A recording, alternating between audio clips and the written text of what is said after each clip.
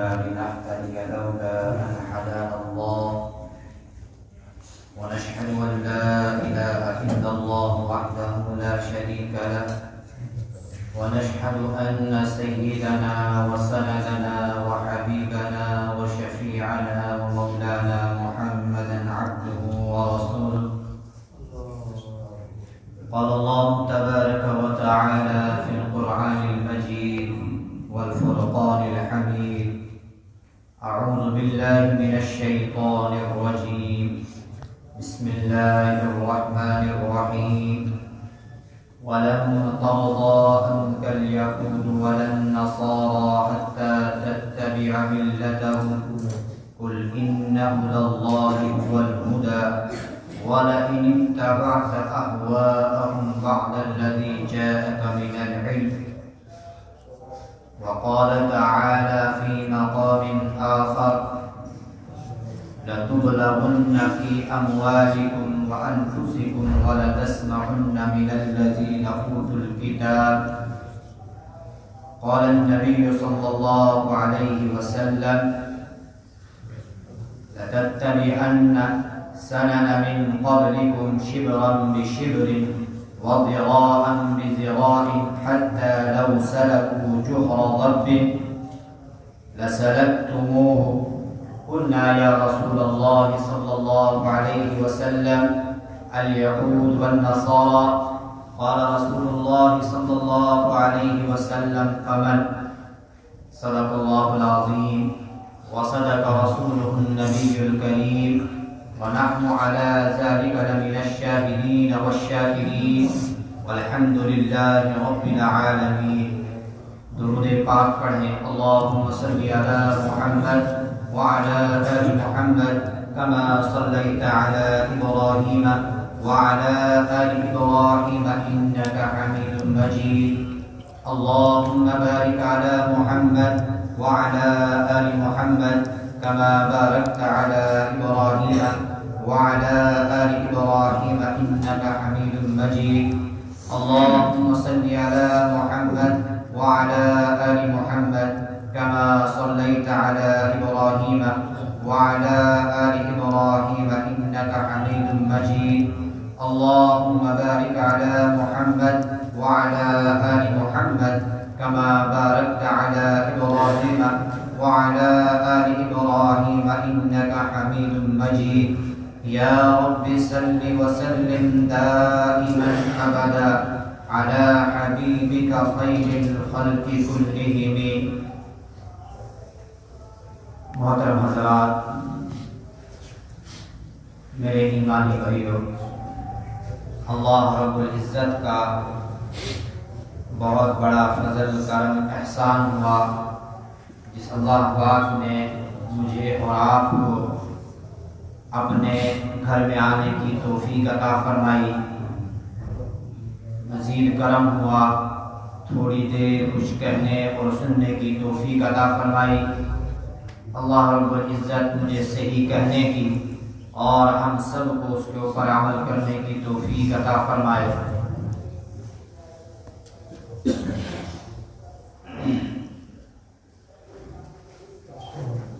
اس وقت دنیا کے حالات میرے اور آپ کے سامنے ہیں. حالات یہ اللہ تعالیٰ کے قبض قدرت میں ہوتے ہیں، لیکن حالات کا سازگار رکھنا، حالات کا بگاڑنا یہ اللہ رب العزت کے ہاتھ میں ہے. لیکن یہ حالات کب سازگار رہتے ہیں اور حالات کب ہمارے ناموافق ہوتے ہیں، اس کے بارے میں اللہ رب العزت نے قرآن کریم میں دو ٹوک الفاظ میں فرما دیا کہ جیسے تمہارے اعمال ہوں گے ویسے ہی میں حالات پیدا فرماؤں گا. اور ساتھ میں یہ بھی بتا دیا یہ حالات کا ناموافق بنا دینا یہ کیوں ہوتا ہے؟ اس کی چند وجوہات ہیں۔ کبھی تو یہ اس لیے ہوتا ہے تاکہ ہماری خطائیں معاف ہو جائیں، اور کبھی کبھی یہ اس لیے ہوتا ہے تاکہ اللہ رب العزت اپنے بندے کو اپنی طرف رجوع کرانا چاہتا ہے، اس لیے حالات پیدا کر دیتا ہے۔ اور کبھی کبھی یہ حالات انسان کی زندگی پر اس لیے آتے ہیں تاکہ درجات بلند ہو جائیں، اور کبھی کبھی اس لیے آتے ہیں تاکہ خطائیں معاف ہو جائیں۔ لیکن یہ حالات کا اچھا ہونا، حالات کا خراب ہونا، اعمال تو یہ ہمارے بھی ہیں، لیکن حالات کا کنٹرول یہ اللہ رب العزت کی ذات پر ہے۔ اور اللہ رب العزت فرما رہے ہیں کہ اس لیے میں حالات لے آتا ہوں تاکہ تم میری طرف رجوع کرو۔ اس وقت میں اور آپ، پوری دنیا ظالموں کا بھی نظارہ کر رہی ہے اور مظلوموں کا بھی نظارہ کر رہی ہے، اور جہاں اس وقت اگر دنیا کے اوپر نظر دوڑائی جائے، دنیا کے کسی بھی کونے میں اگر کوئی مظلوم شخصیت ہے تو وہ ایمان والے، وہ مسلمان۔ اور یہ قرآن کریم میں بھی ارشاد فرمایا گیا، اور اللہ کے نبی صلی اللہ علیہ وسلم نے بھی ارشاد فرمایا۔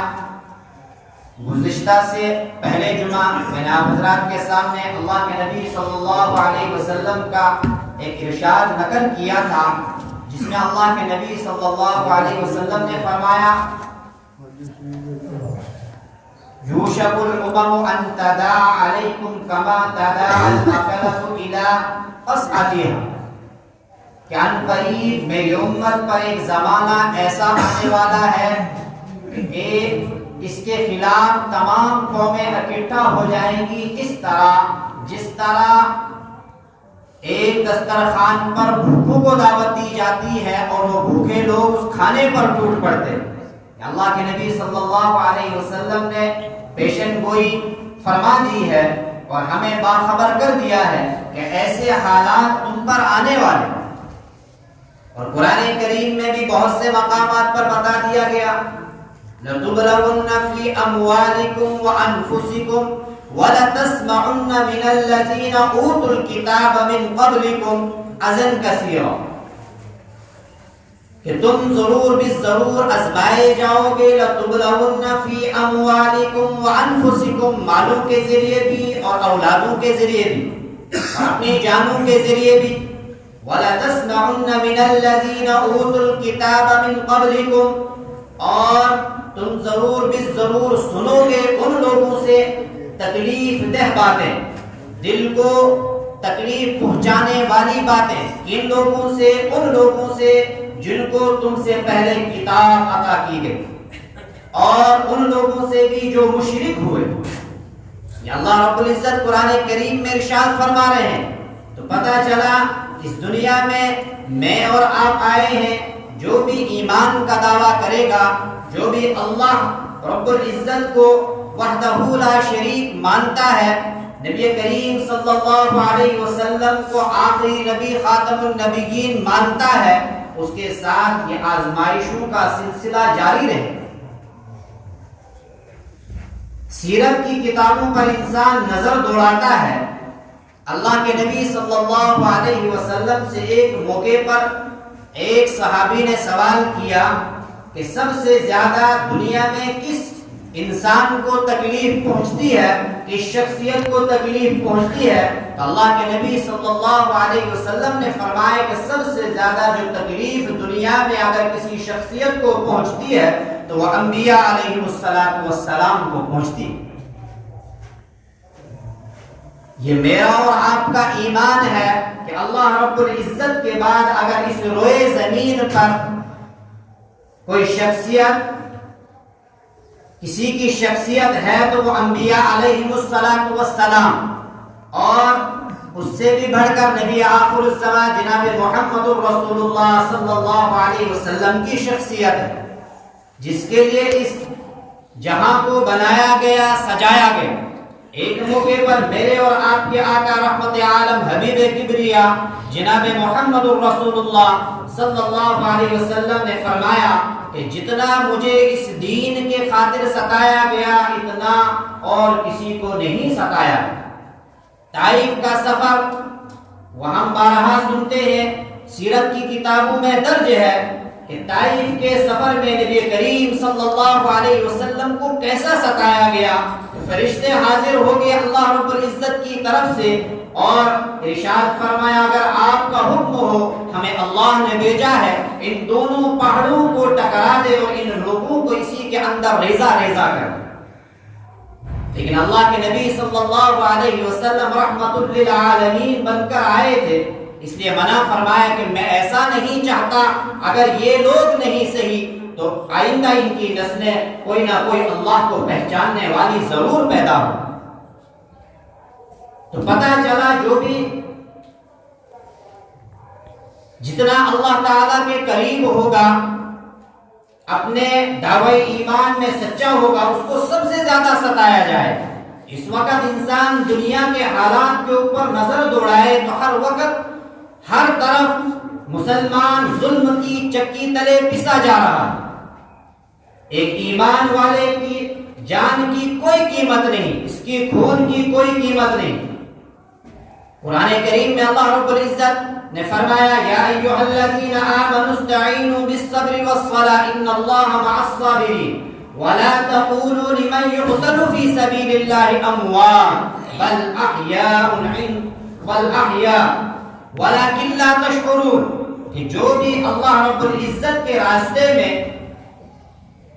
جہاد کرتے ہیں، قتال کرتے ہیں، ان کو مردہ نہ کہو، بل احیاء، بلکہ وہ تو زندہ لوگ ہوا کرتے ہیں، وہ تو زندہ ہے لیکن تم لوگ محسوس نہیں کر سکتے۔ وَلَكِنْ لَا تَشْعُرُونَ، یہاں پر بھی یہی آیت آ گیا وَلَنَبْلُوَنَّكُمْ بِشَيْءٍ مِّنَ الْخَوْفِ وَالْجُوعِ وَنَقْصٍ مِّنَ الْأَمْوَالِ وَالْأَنفُسِ وَالثَّمَرَاتِ وَبَشِّرِ الصَّابِرِينَ، کہ تم ضرور بھی ضرور آزمائے جاؤ گے۔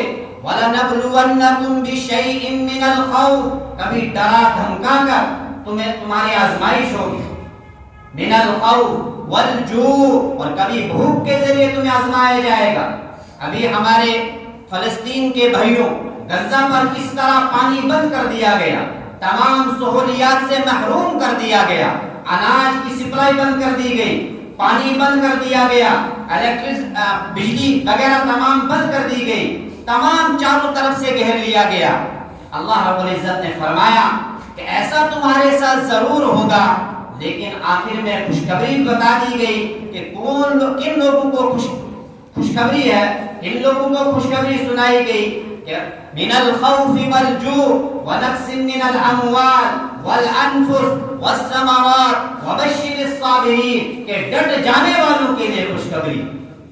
اور صبر کے تین معنی کے اندر مفسرین حضرات نے اس کو لیا ہے کہ صبر علی الطاعات، صبر عن المعاصی، صبر علی المصائب، کہ اللہ تعالیٰ کی اطاعت پر بھی انسان کو صبر کرنا ہے، کہ اللہ تعالیٰ نے جو احکام اس بندے کے اوپر لازم کیے ہیں، دل کہتا ہے نہ کروں، نفس کہتا ہے نہ کروں، شیطان ہمارے ساتھ لگا ہوا وہ کہتا ہے مت نماز پڑھ، مت روزہ رکھ، مت زکات دے، حج کرنے کی ضرورت نہیں، لیکن شریعت کا ہمارے اوپر حکم ہے، اللہ تعالیٰ کا ہمارے اوپر حکم ہے کہ 5 وقت دن اور رات میں آپ کو نماز پڑھنی ہے۔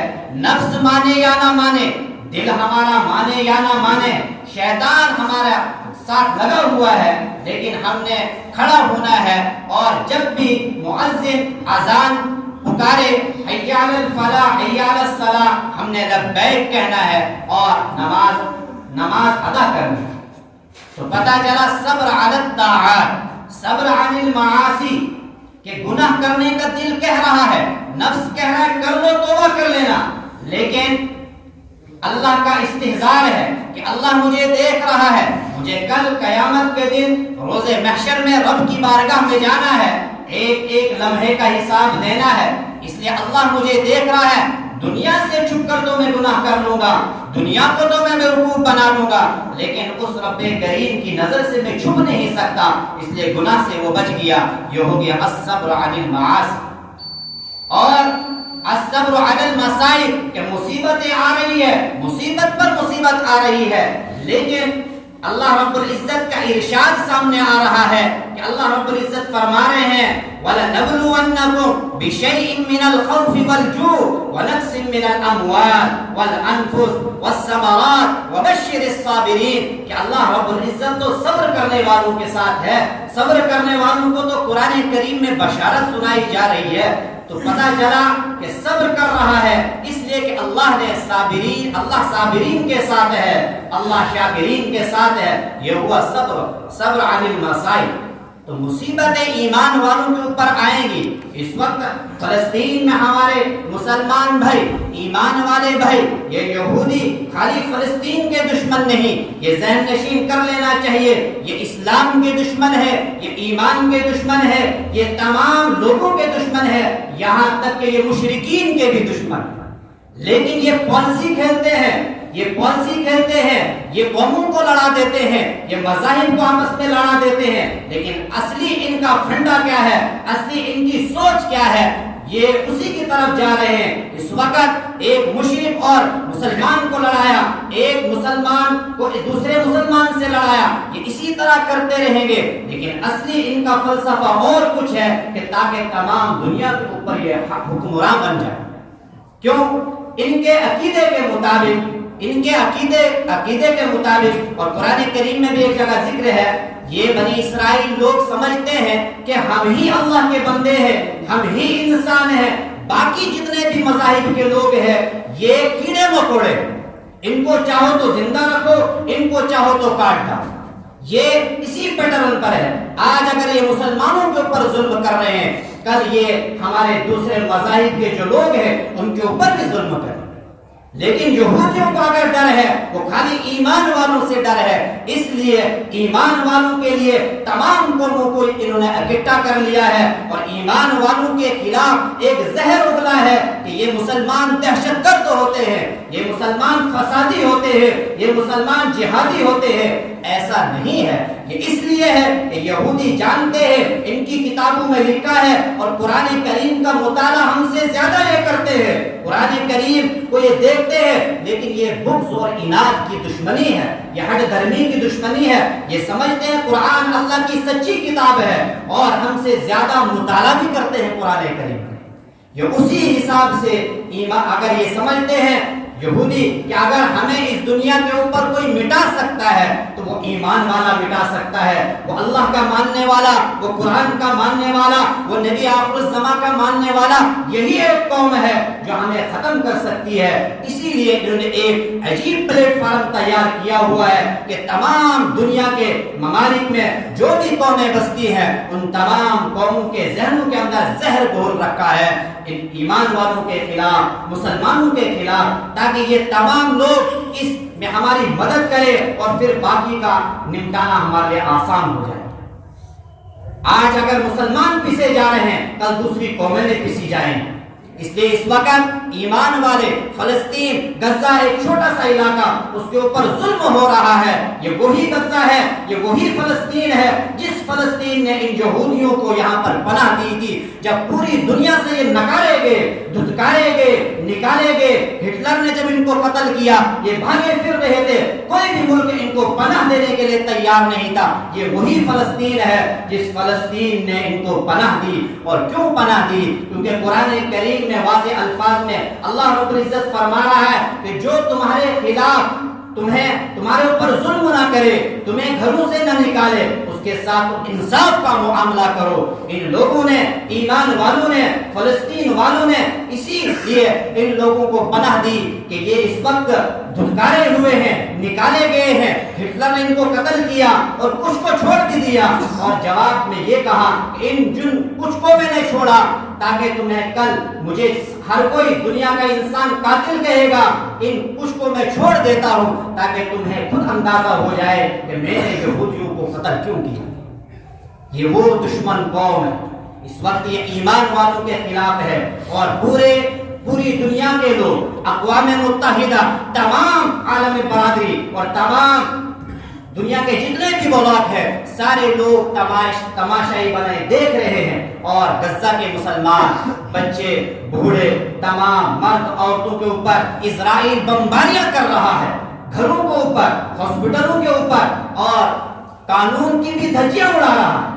اگر یہ اور کہیں ہوتا تو تمام ممالک زبان کھول دیتے اور ان کے خلاف ہو جاتے، لیکن اس اسرائیل کے خلاف یہ حکمراں، یہ اقوام متحدہ، یہ تمام عالم بول نہیں رہا، خاموش بیٹھا ہوا ہے، یہ تانا شاہی کر رہا ہے، حالانکہ قرآن کی روح سے بھی، شرعاً بھی یہ خلاف ورزی کر رہا ہے، اور قانوناً بھی خلاف ورزی کر رہا ہے۔ ہاسپٹلوں کے اوپر بمباری، جنگ کے کچھ اصول ہوا کرتے ہیں، ان تمام وہ شرعی حساب سے بھی ہیں اور قانونی حساب سے بھی بنائے گئے ہیں، لیکن ان تمام اصولوں کو پیسے پشت ڈال کر کہ اسرائیل اس وقت نہتے مسلمانوں کے اوپر، فلسطینیوں کے اوپر، بچوں کے اوپر، جن بچوں نے ابھی آنکھیں کھولی بھی نہیں، جو پیدا ہوئے اس سے پہلے ہی زیر زمین ہو گئے، وہ بچے، ان کی کیا غلطی، جن کو یہ بھی پتہ نہیں جب ہو کیوں رہی ہے، اور تمام عالم اس وقت خاموش بیٹھا ہوا ہے۔